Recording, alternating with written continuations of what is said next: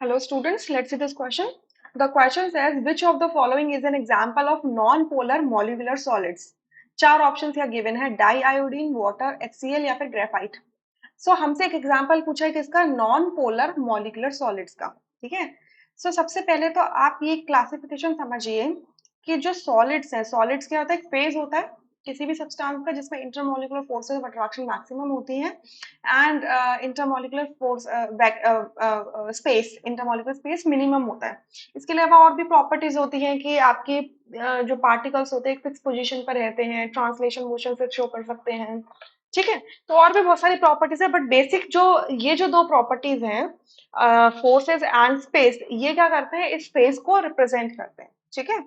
तो आपके सॉलिड्स दो टाइप के हो जाते हैं, crystalline solid and amorphous solid. ठीक है. क्रिस्टलाइन सॉलिड्स वो होते हैं जिसमें पार्टिकल्स एक लॉन्ग रेंज ऑर्डर फॉलो करते हैं, वेयर अमॉर्फस सॉलिड्स ऐसे होते हैं जो इसमें शॉर्ट रेंज ऑर्डर फॉलो करते हैं पार्टिकल्स. ठीक है.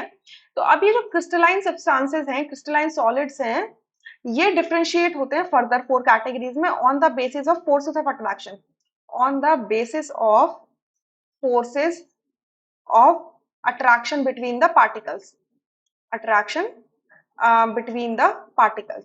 मतलब ये जो पार्टिकल्स होंगे सॉलिड्स के, इन पार्टिकल्स के बीच में जो फोर्स ऑफ अट्रैक्शन होगा वो डिफरेंट टाइप का हो सकता है, मॉलिकुलर हो सकता है, आयनिक हो सकता है, कोवेलेंट हो सकता है, मेटालिक हो सकता है. So depending on this four type of four attractive forces, आपके क्रिस्टलाइन सॉलिड्स कितने टाइप के होते हैं, चार टाइप के हो जाते हैं. ठीक है. पहला मॉलिक्यूलर, मतलब जो मॉलिक्यूल, मतलब इसमें जो पार्टिकल है वो मॉलिक्यूलर, उनके बीच में फोर्सेस ऑफ अट्रैक्शन कौन सा है, मॉलिक्यूलर. दूसरा आयनिक, मतलब पार्टिकल्स आयन है और आयन्स के बीच में फोर्सेस ऑफ अट्रैक्शन है आयनिक फोर्स, ये आपका इलेक्ट्रोस्टैटिक फोर्स. ठीक है. तीसरा है आपका मेटालिक सॉलिड्स. मेटालिक सॉलिड्स के अंदर आपका क्या है, इनको मॉलिक्यूलर सॉलिड्स कह दो, आयनिक सॉलिड्स हैं, सॉलिड्स लिखते जाओ. ठीक है. और मेटालिक सॉलिड्स. एंड लास्ट आता है आपका कोवेलेंट सॉलिड, जिसके अंदर पार्टिकल्स आपके एटम्स होते हैं लेकिन forces of attraction between the particles are covalent forces होते हैं. सो यहाँ पे ये हो जाते हैं हमारे कोवेलेंट सॉलिड्स. क्लियर. सो ये जो मॉलिक्यूलर सॉलिड्स हैं ये फर्दर आपके तीन कैटेगरीज में डिवाइड होते हैं, non polar, polar, non polar, polar and your hydrogen bonded, hydrogen bonded. ठीक है. क्लियर. तो अब देखो, अगर एक एक करके हम समझने के अंडरस्टैंड करें, डाई आयोडीन, डाई आयोडीन क्या होगा, I2 होगा.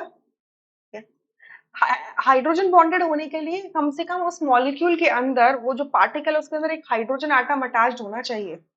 ठीक है. उसके अंदर क्या होना चाहिए, एक हाइड्रोजन एटम क्या होना चाहिए, प्रेजेंट होना चाहिए, that to attached with some most electronegative element, जैसे कि ऑक्सीजन, फ्लोरीन एंड नाइट्रोजन. ठीक है. सो यहाँ पे आयोडीन है. तो आयोडीन एक नॉन मेटल है, नॉन मेटल का मॉलिक्यूल बनाए तो इसका मतलब ये क्या है, ये है एक नॉन पोलर. पहली बात तो पोलैरिटी नहीं होगी क्योंकि दोनों आयोडीन सेम इलेक्ट्रोनेगेटिविटी के होंगे, और ये क्योंकि एक मॉलिक्यूल के अंदर प्रेजेंट है तो ये है non polar molecular solid. Clear. Water, water क्या होता है, H2O. हाइड्रोजन है अटैच किससे, मोस्ट इलेक्ट्रोनेगेटिव एलिमेंट. मैंने लिस्ट दी थी आपको क्या, क्लोरीन, ऑक्सीजन, नाइट्रोजन की, तो ऑक्सीजन से अटैच्ड है. यानी कि इस पार्टिकल, ये जब पार्टिकल सॉलिड फॉर्म में आएगा, क्रिस्टलाइन बनाएगा सब्सटेंस, तो इसके अंदर कौन से फोर्सेस होंगे, मॉलिक्यूल तो है ही है बट मॉलिक्यूलर सॉलिड में भी हाइड्रोजन बॉन्डेड होगा, तो ये होगा hydrogen bonded molecular solid. Clear. See HCl, HCl के अंदर आपका हाइड्रोजन है but it is not attached to the most electronegative elements, oxygen, fluorine, neon.